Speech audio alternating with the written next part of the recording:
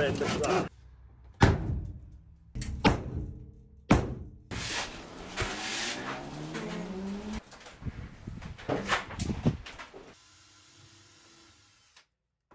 Is this under storage?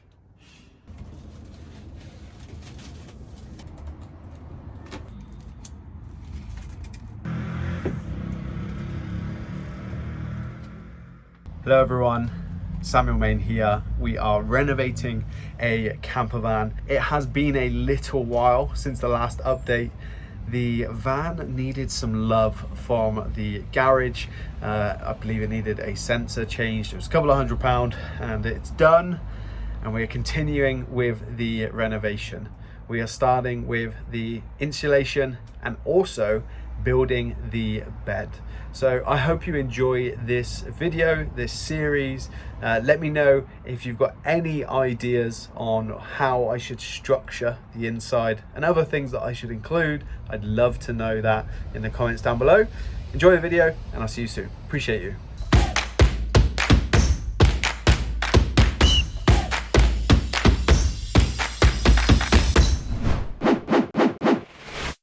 Alright, welcome everyone to video number 4 of renovating an ambulance and turning it into a camper van. What you can see here is myself and Owen, my brother-in-law, using a handsaw because we've got very, very minimal tools. Sorry for the camera angle there. And we are starting to cut out the dimensions and everything we was going to need for the floor. You'll notice we have no workbench. This is on the side of a road and we are just doing what we can to get some progress. So you can already see a base layer that's on the the floor of the camper van. We could have ripped up the floor and completely built a new one, but honestly, because this is not going to be a perfect van, we decided just to add some layers on top. There was a lot of holes that we needed to fill in. We've done that in the previous episode. And here I've now gone to Ryan's place, who's been a savior during this camper van renovation. And we are screwing in the floor whilst also adding in some glue. We added 2 layers of the ply, and that was funny, Ryan just lying down there. That was what we deemed would be enough. One of the challenges we faced was that the floor is not flat, not even close to flat.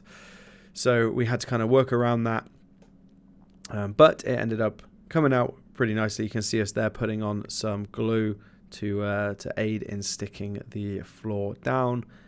Pretty happy with how this turned out in the end. Here you can see these gave us so much trouble since purchasing this old ambulance. They are slightly elevated, they are rusted, they are as you can see, we had to use some gentle persuasion to try and get these down, and honestly that didn't even work. They're just going to be it's going to be an unlevel floor regardless almost of what we do. Here we are, I am starting to put in the insulation, which you can see in the background. And Ryan is using old pieces of wood that we found kind of lying around to start to put together the bed.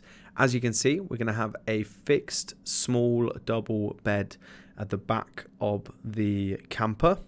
We were just super lucky that these pieces of wood seemed to do the trick.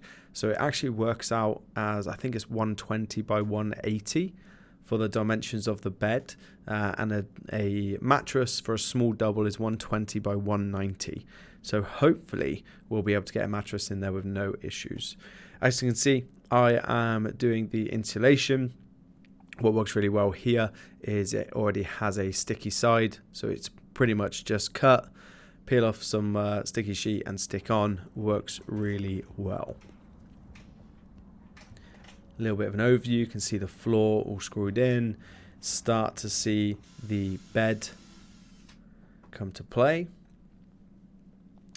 And then we got our side panels, which we've rounded out. One side slightly lower than the other so that we can get easy access from when inside the camper van. More insulation going in. As you can see there, I just peeled back and then stick on. Super simple, super easy, highly recommended. As you can see, the van's slowly starting to take place. And we can use those. Us working late into the night, cleaning up some mess, doing what we can and when we can. And this was me continuing with the insulation. Now here what you can see is we have some rather large rust holes on the side of the van. So I've previously grinded these down as much as possible on the rust, and I simply put duct tape on them before, and that was just to try to keep out as much water as possible. Here I'm just adding masking tape to one side of the holes. I'm sorry that it's not in focus. And I'm using a fiberglass filler to fill those up. More on that to come in the next video as well. And I'm just finishing off with some more of the insulation. Fortunately, I've got panels to go on the side of the van here. You'll laugh at this point. Again, I've got no workbench. We're making this up as we go along.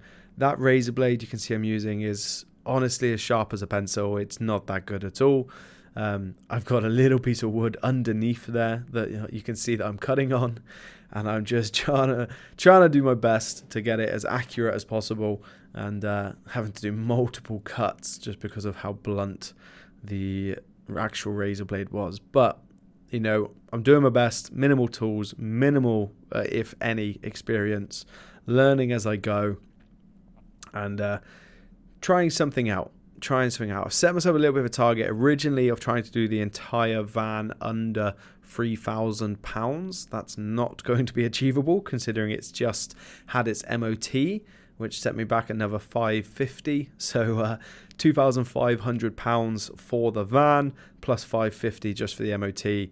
I'm already over the target. So the new target is to complete the entire build under £4,000. Which I think should be achievable as long as the kitchen doesn't cost too much to do and build. So here, again, I'm still just mapping out a lot of this insulation. It took a long time to get all of this in place and complete. The insulation is just being stuck on top of the soundproofing panels that we've already put in place. I also have more insulation to go in to fill a lot of the holes. So that will happen soon. We currently still have some leaks in the windows on the roof, so those are in process of being fixed. I believe this is coming towards the end of this video. I hope you've enjoyed it. I hope you're enjoying the transformation so far. If you do, please do hit like and subscribe. Many more videos to come, and appreciate you taking the time to join me today.